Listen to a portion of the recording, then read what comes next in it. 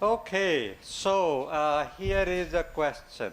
So you have now you know what happens in the terrestrial environment, and then in that process rainfall happens, and a molecule of nitrogen or a molecule of phosphorus is transported to the stream. It gets in the water. Now what? What happens then?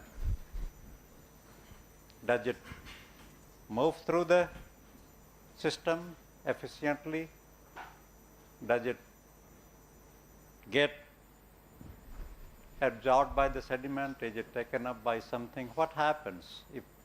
If you have to track down that molecule of nitrogen or molecule of phosphorus, or you take any solute for that matter, what happens to that solute? That determines the health of the stream, right? That determines the health of your watershed.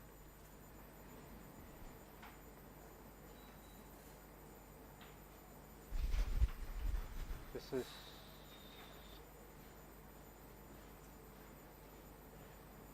so what we are going to look at is that process. What are the processes that impact the transport of nutrients in the stream? How do you evaluate that? And how do you evaluate to assess the health of a stream? Nutrient dynamics can tell you a lot about how healthy your stream or river is. And how do you compare a forested stream against a highly urbanized stream, or against a stream that is dominated by agricultural land use around it? And what kind of differences you can expect with respect to what happens to the nitrogen or phosphorus that gets delivered to the stream? There are different processes that affect it, and those processes, broadly speaking, are biotic processes and abiotic processes. Right? From abiotic processes, when you put that molecule, go back to the basics of chemistry, and the water is moving, there is a dispersion that will happen, right? And there is a transport that will happen at the same time. In terms of also some of the abiotic processes, if the concentration of phosphorus in the sediment that is sitting in the bottom of the stream is less than concentration of phosphorus in the water column, some of that will be absorbed by the sediment. If it is other way around, if sediment is rich with phosphorus and your water column has less concentration, sediment will release the phosphorus back. So those abiotic processes are constantly impacting the concentration and load of phosphorus or nitrogen that is moving downstream. In terms of the biotic processes, it can be taken up by microbes because they depend on it for their energy. It can be taken up by the algae because it needs that for the growth. And it's the combination of both biotic and abiotic processes that really determines the fate and transport of the nutrients. So here is a way to look at it, right? What you are looking here is an schematic of a stream. The stream is moving in this direction. This is the benthic sediment, and then on the top is the water, right? So water and then the sediment beneath that. And let's assume that this is the nitrogen that just got delivered to the stream. What will happen to that nitrogen? It's moving in the water column. At some point it will get absorbed either by the sediment or it will get taken up by biota, whether that biota is algae or whether it is microbes in the system. But it is taken out from the water column. And then it will continue to move downstream, and at some point it will be released back into water column again. And so what is happening is it's cycling between dissolved phase and absorbed phase, right? And if you look at how fast it is moving downstream in each one of these phases and how far it is moving before it changes its phase, it can tell you a whole lot about the health of the stream.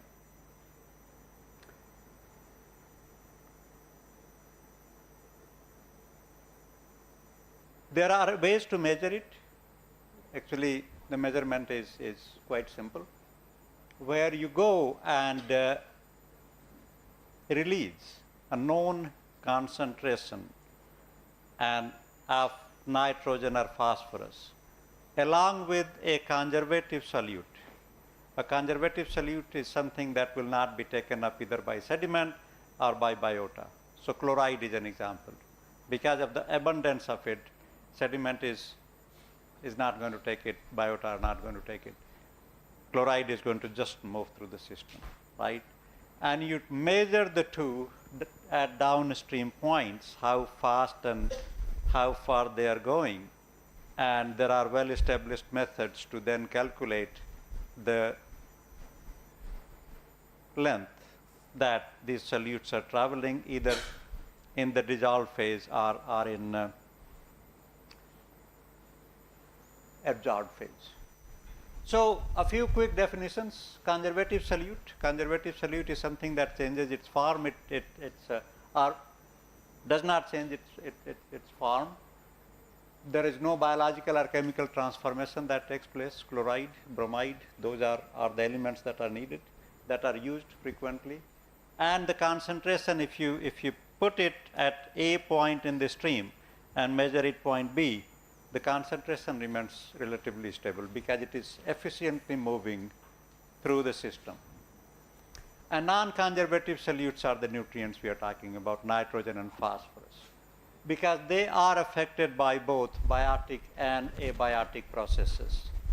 And concentration changes as it moves through the system due to transformations that happen, such as uptake by biota or decay because of the chemical transformations that happen. I mentioned advection and dispersion and then the transformation because of the decay, either chemical or biological. And then there is a fourth component that affects it, and that's the transient zone within the stream.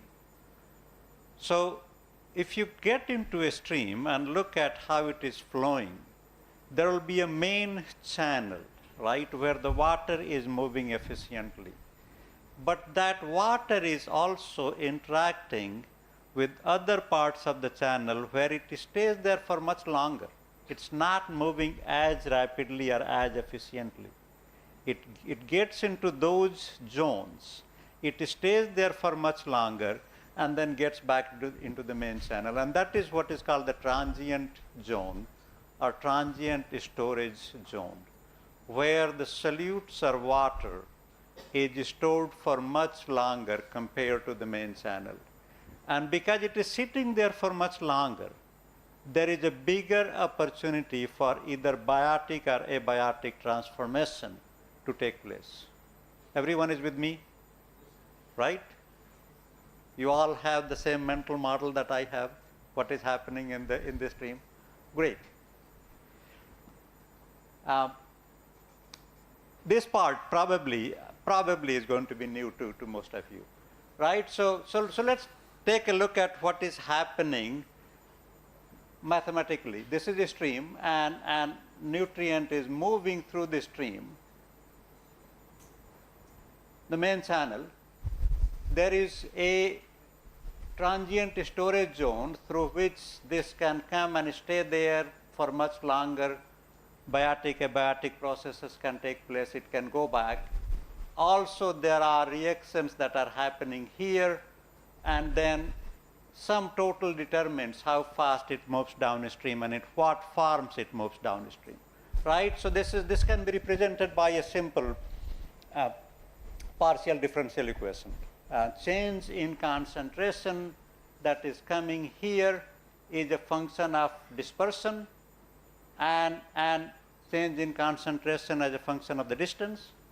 And this is the velocity of the stream, how fast it is moving, again, and change in concentration against distance, and then a coefficient that determines how it is interacting with the transient storage zone. You guys are with me? If not, stop me. I absolutely want you to understand it or get it, right? So this part, the third part here in the equation, this is completely chemical reaction that is happening, dispersion and advection, dispersion and advection. But this is this part, interaction with the transient storage zone. And that concentration in the storage zone, the change with respect to time is a function of area of the main channel versus area of the storage zone, and difference in the concentration in the storage versus concentration in the main channel. The challenge here, if you have to solve it analytically, or if you have to put that in your model, some of these things are easy to measure. You can measure dispersion coefficient, you know the velocity of the stream. How many of you have done a stream velocity measurement? And how did you do that?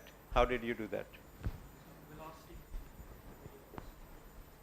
So you went there and you put that the velocity meter and did the cross-sectional and Every cross-section you measure the velocity. okay. Yeah. So that's a fairly standard method, right? And that gives you the velocity, and you can measure the concentration, you know the distance. The challenge is here. You have no idea how big the storage zone is, and it's very difficult to measure that. And so usually it is estimated using a curve fitting or a parameter fitting, where you are putting all other measurements and estimating the area of the storage zone.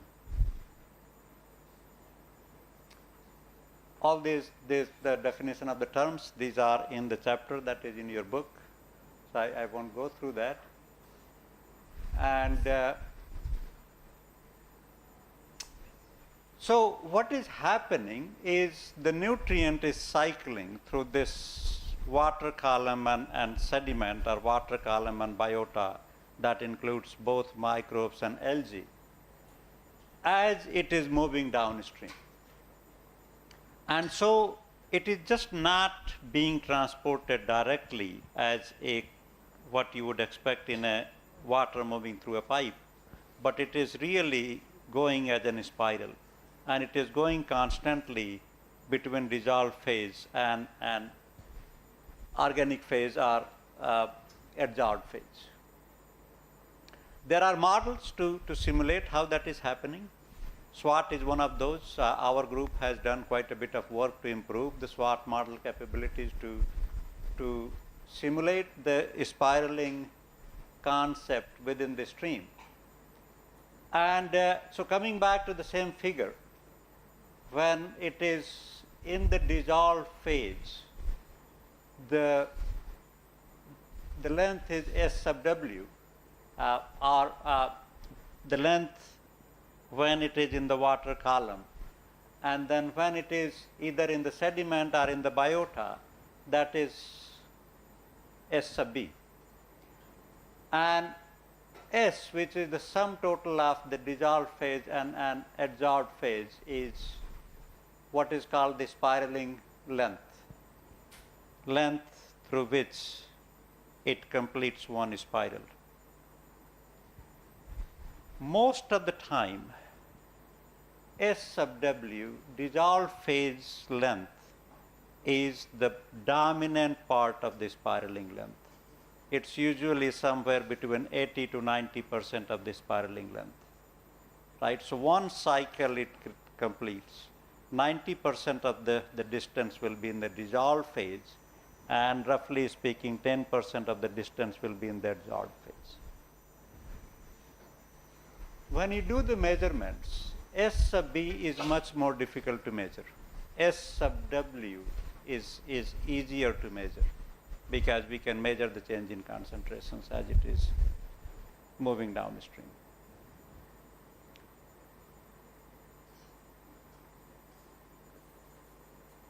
You calculate the S sub W, and it can tell you a great deal about the health of the stream.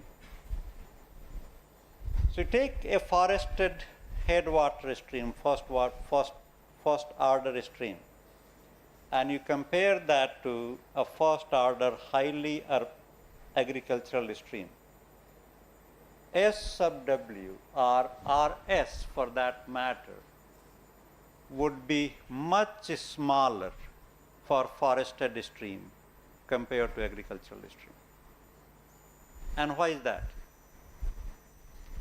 So if it is, let's say, 100 meters for a forested stream, it goes for 100 meters before it starts its next cycle. It could be a kilometer for an agricultural stream. And why would that be?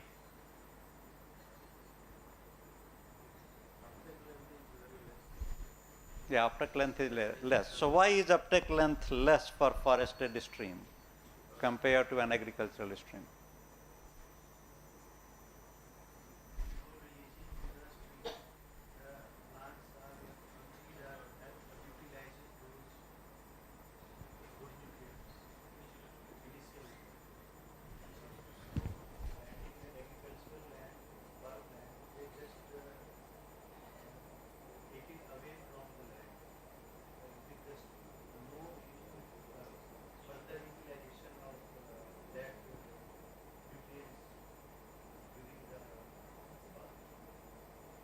Yeah, so you're right. Conceptually, what you are describing is that nutrients are taken more efficiently in the forested stream, not so efficiently in the agricultural stream. But why is that?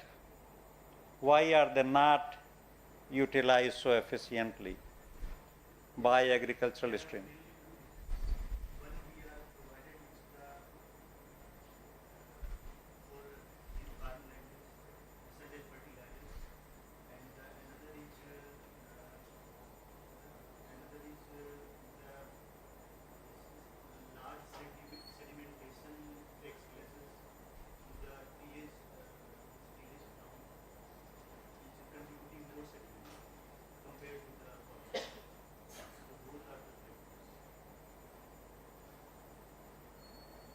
Partially, yes. Not completely, but partially you are correct. So it's a function how efficiently it is taken out from the water column is a function of two things. If we go back to the previous equation, one is, if you just look at the chemical reaction, the dispersion coefficient, right, how well it is dispersing. Another one is the stream velocity. Stream velocity is generally less in forested streams compared to the agricultural streams, generally less, right? But other part is it's also a function of concentration, and concentration plays a big role.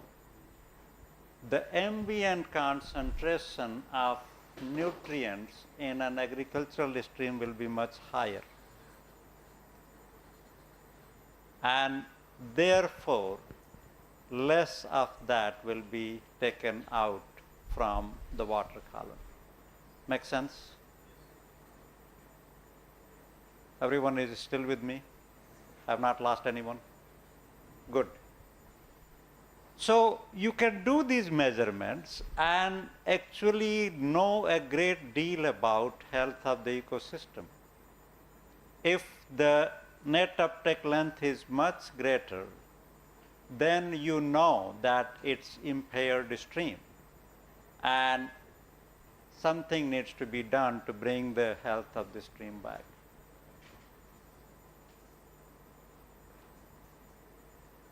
It also depends on the time of the year. If you go and do these measurements in winter time versus in the summer time, the net uptake length will be different. Because the stream temperature affects the biotic activities that are happening, that affects how efficiently those biotic activities are removing the nitrogen from the water column. And that affects the net uptake length, right? So net uptake length in winter time will be much larger than in the summer time, because summertime water is warmer, lot more biology is playing a role there, and therefore the net uptake length will be smaller. So you cannot go and just do one measurement and say this is what is happening throughout the year. You have to know the seasonality and differences over time period. Other part is the hydrology plays a role, right? If during the high flow events, there is not as much opportunities for the processes to take the nutrients out from the water column, because water is moving so fast. And whereas during the low flow period or during the base flow period, there is a lot more opportunity to do that. And so stream health and what happens to the stream health is really determined by what is happening during the base flow period or low flow periods. And understanding dynamics during that time is important. During the high flow events, everything moves very efficiently downstream. The abiotic control is the physical, chemical, and hydrological processes that I talked about, and precipitation and sediment sorption. So when we look at the nitrogen, sediment sorption is not that dominant, but for phosphorus, it becomes very dominant, very important. And if the benthic sediment concentration is less than the water column concentration, sediment will absorb phosphorus, and if the water column concentration is less, sediment will dissolve the phosphorus. Right? So there have been many attempts around the world to improve the quality of the lakes or reservoirs. And there have been attempts to limit how much phosphorus, for example, is being delivered to the reservoir to reduce the eutrophication that takes place. And even if you cut off all the phosphorus sources that are coming, bringing phosphorus to the reservoir, it takes many years, sometimes decades, before you see any improvement in the water quality. And what is that? Because sediments become a reservoir for phosphorus. And as the water column concentration goes down, they will release the phosphorus back. And it will continue to maintain an equilibrium. There is a term called equilibrium phosphorus concentration at which the overlying water column is in equilibrium with the benthic sediment. And it will continue to supply phosphorus until a new steady state is reached. And that's why it takes much longer. If someone comes, some of you are working on the reservoir, even though you're working on reservoir operation, if it comes to the water quality and someone says that let's improve the quality of reservoir next year, you should know that it will be nearly impossible to do that, because very likely if there has been a constant influx of phosphorus coming to the reservoir, very likely the benthic sediment is rich with the phosphorus, and it will continue to then provide internal loading to the reservoir, and it will be at least a decade, maybe more, before you can see much improvement in the water quality. So hydrologic influences, they are quite significant, and stream discharge, of course, because velocity impacts what happens. High flow transport nutrients very efficiently. Low flow accumulates them in fine particulates because water is moving slowly. There is much increased opportunity for both biological and chemical reactions to take place. Streams are in throughput mode. Throughput means that what comes in just gets out, in and out, or processing mode during low flow period when it is actually interacting with the sediment and biota. And the long-term nutrient balance remains the same. Whatever comes in eventually will get delivered, but the timing really affects the quality of the water. And the nutrient spiraling affects the timing of that delivery.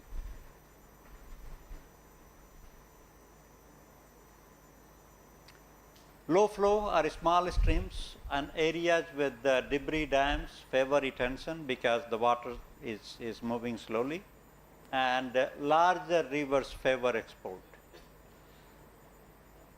So I've done work on eutrophication and hypoxia around the world, and one of the most hypoxic zones is in the US, in Gulf of Mexico, where Mississippi River, that drains 2/3 of the United States, is bringing large quantity of nitrogen from both point sources and non-point sources. And once it gets in the Mississippi River, it's a large river, very little processing is happening. It gets into the throughput mode, and it goes all the way to the Gulf of Mexico, where it's a marine ecosystem.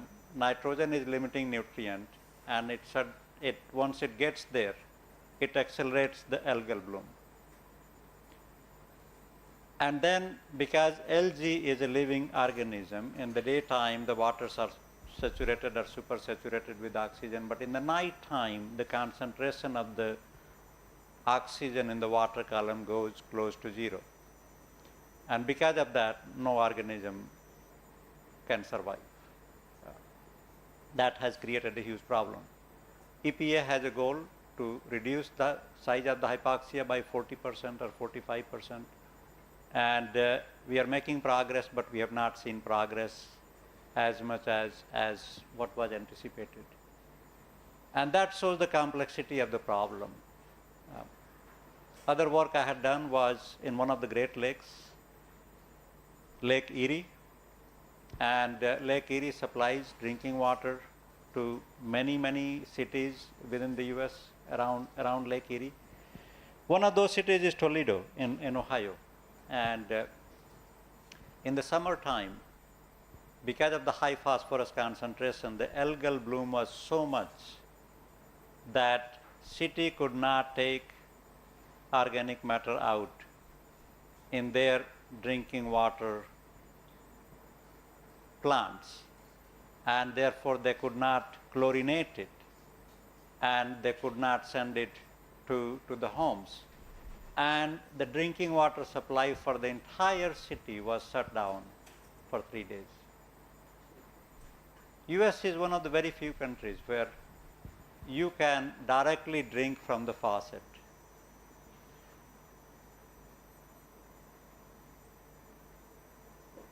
And so people do not have most people, including in my own home, we don't have other sources of drinking water because I know that the water that is coming through the faucet, it's clean enough that I can directly get it in the glass and drink it. There is no need to have an RO system. There is no need to have a water bottle supply. The water is that good. And when city did not have water for 3 days, you can imagine the challenge it created.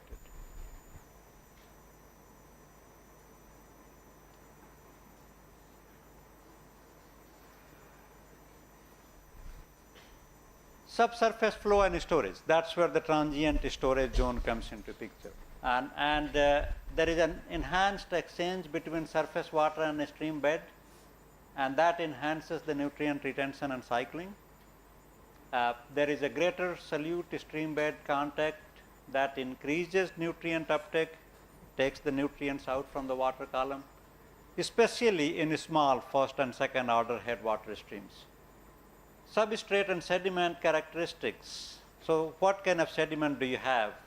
Influences how much is taken out, how long it is retained, and it impacts the spiraling length.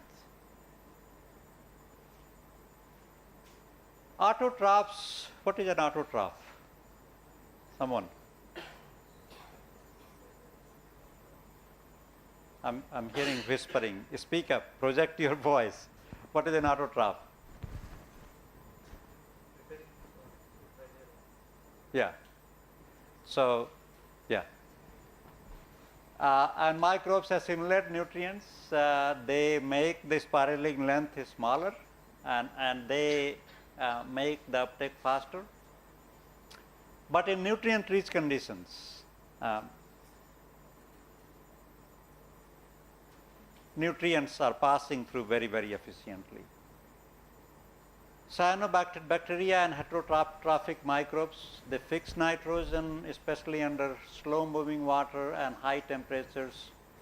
It promotes the algal bloom, and that shortens the net uptake length.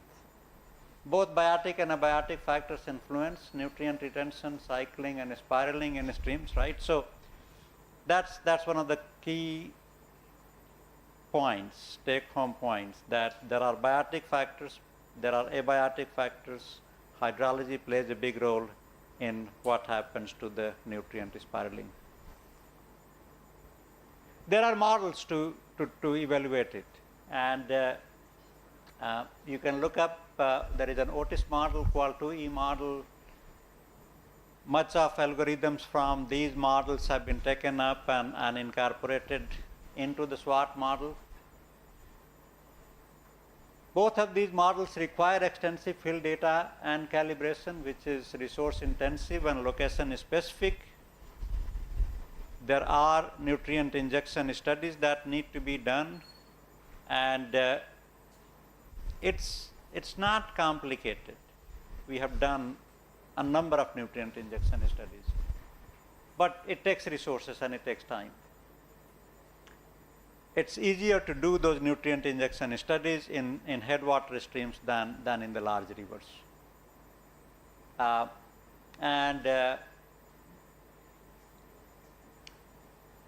SWOT limitations. So the first version that came, simplified Qual2E equations that were used, were missing many of the key processes, such as interactions with the transient storage zone. And so one of my PhD students, Femina et al., look up, find her paper and read that paper. She advanced the SWOT capabilities significantly by improving these processes, and that is now in the SWOT model. But there is still, I think it's far from perfect. So we will come back and look at the case study. Let's take a quick tea break and come back and look at a case study and how this all works in the SWOT model. Okay?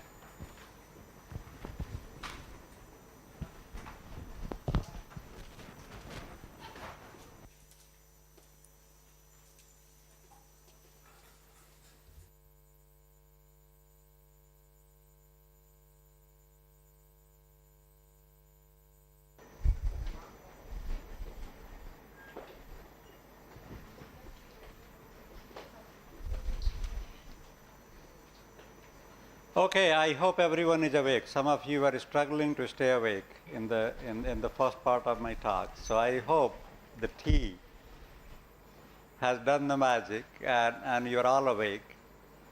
So I'm going to talk about a case study that comes from work of one of my former PhD students, Femina, in which she actually did some experiments to improve the in-stream component of the SWOT model. And some of the experiments were done in US, some of the experiments were actually done in Germany, where she went to Germany and did solute injection studies, brought the data, combined that with the literature data that existed to make improvements in the SWOT model.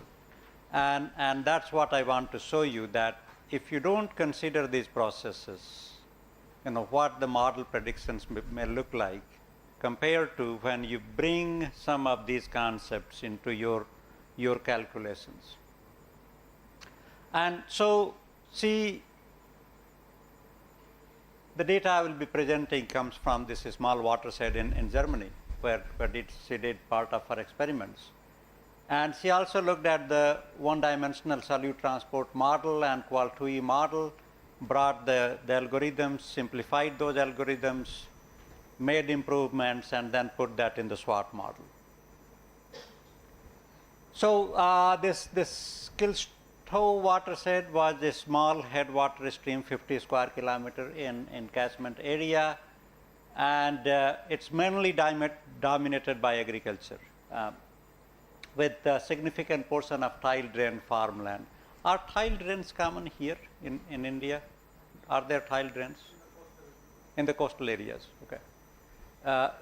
It is common in US, where the water table is close to the ground, and then you need to drain that to be able to have any agriculture.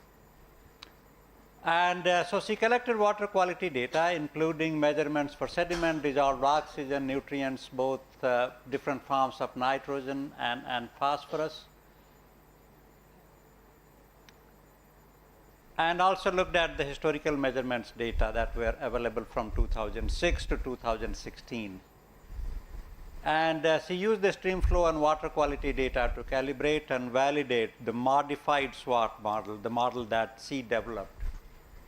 And the goal was to improve predictions for stream flow, but also sediment, nitrogen, and phosphorus concentrations. And so this is what you see in any SWOT publication, the standard calibration validation figure, where you're looking at stream flow, sediment load in tons per day, nitrate load, and phosphate load. The solid lines are what is given by the SWOT model, and dotted lines is what was measured. And you can see that generally there is a good agreement between what model was predicting versus what was measured in terms of stream flow and water quality. And then here we are looking at the model improvements that happened because we were considering these in-stream processes. So what you see here is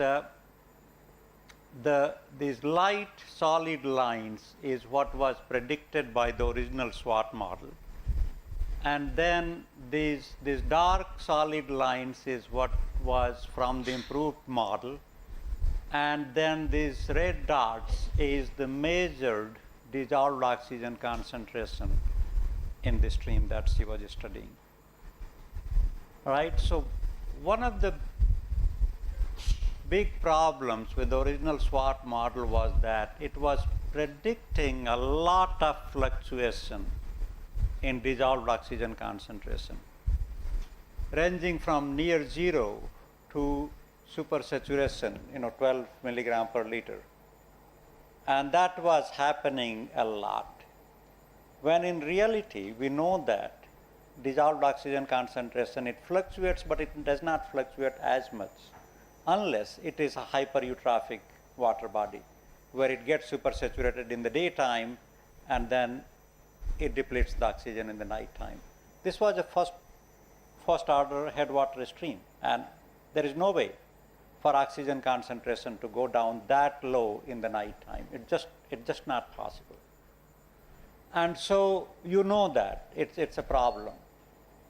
And when she brought those improvements, the fluctuations were there, but they were more in the same order of magnitude that you see in the measured data. And even though model predictions were a little higher than what was measured, the two were closer compared to the original SWOT model. Right? So it improved the fluctuations in the dissolved oxygen concentration that happens over season or over time period. And it also improved the value of predicted dissolved oxygen concentrations. Now, you are looking here at phosphorus load in terms of kilograms per day during the calibration and validation period. And again, when you look at the original SWOT model, those loads varied quite a bit. From near zero, which maybe during the base flow conditions if the concentration is small, to really high numbers, whereas the measured values never reached that high. And so we know that peaks were not being predicted accurately by the SWOT model. And by bringing these nutrient dynamics equations into the SWOT model, she was able to simulate it much more realistically, as you see by the dark solid lines. And so that shows that why it is important to capture the stream nutrient dynamics much more realistically. And if you don't do that, then you may get an idea that the load and concentrations are fluctuating a lot, when in reality it may not be happening. Right? She had the luxury to have the measured data. You may not have, depending upon your watershed, some of these measured data. And therefore it becomes hard to judge how well the model is working.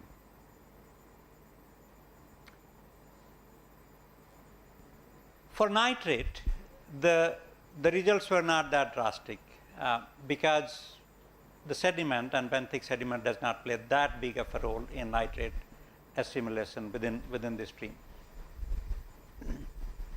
And therefore, for at least these watershed that she studied, it confirmed that phosphate was more limiting nutrient for algal growth in the stream, as we generally know that it happens in the freshwater systems. So she looked at algal growth.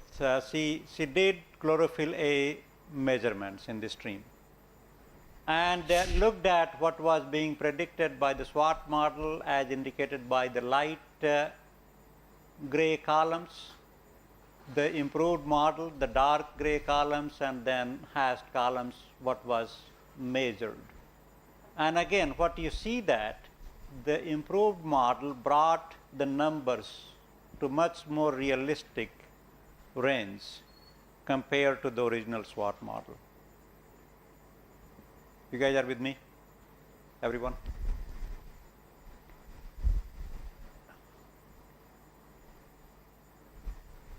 So I mentioned that when you look at solute transport and you look at the partial differential equation, one of the most difficult parameters is transient storage zone, and how do you estimate that?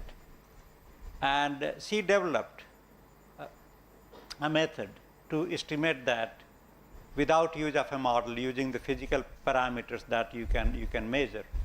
And I believe those details are given in the chapter in your book. If it is not, then you can go back and look at Femina's paper and get that equation. That was one of the biggest or most significant contributions that she made, where you can now relate to A sub S as a function of dispersion coefficient and other physically measurable stream parameters. Also, the method that she developed gives you a time series of how this changes, because you can assume that it will change, right? During waste flow condition, the transient storage zone would not be that big because there is limited water and therefore it is interacting with the limited area compared to high flow conditions. And so her method gives you an idea about how it changes with time within a given year.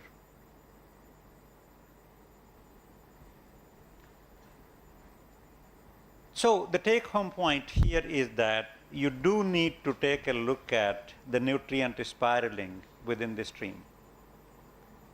You cannot assume that once the nutrients are delivered to the stream simply moves it downstream as a pipe flow. That's not how it works.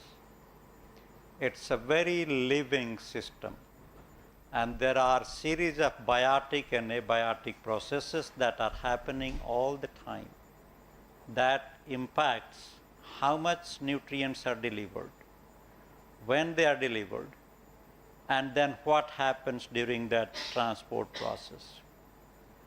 And there is a way to look at the net uptake length, how far the nutrient travels before it is taken out from the water column, and have an idea about health of the stream, and use that as one objective function for deciding how you want to manage your watershed and how you want to manage your watershed health.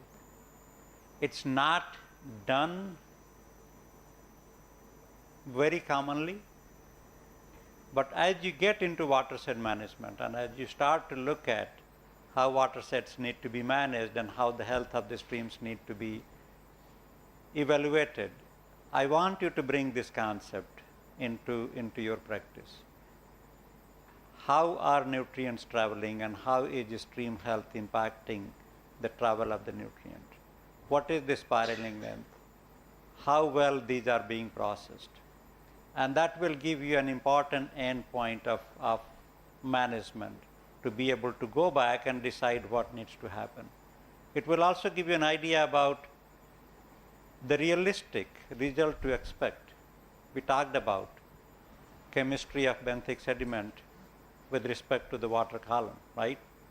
And even if you cut off all the external sources, it will take some time for measurable improvement in the water quality to be seen. And so don't expect the results to suddenly improve tomorrow. It's not going to improve tomorrow. And how long it will take will depend upon the size of phosphorus reservoir in the benthic sediment. How much is already stored, and then how long does it take to dissolve that. So these are important concepts in ecohydrology when you look at the low-tech ecosystems, the free-flowing stream ecosystems. And you can bring those into practice to be able to manage your watersheds more efficiently. Again, I believe when we look at the SWOT results, you may be able to see some of these things into play as we go through some of the hands-on sessions. So with that, what questions do you have?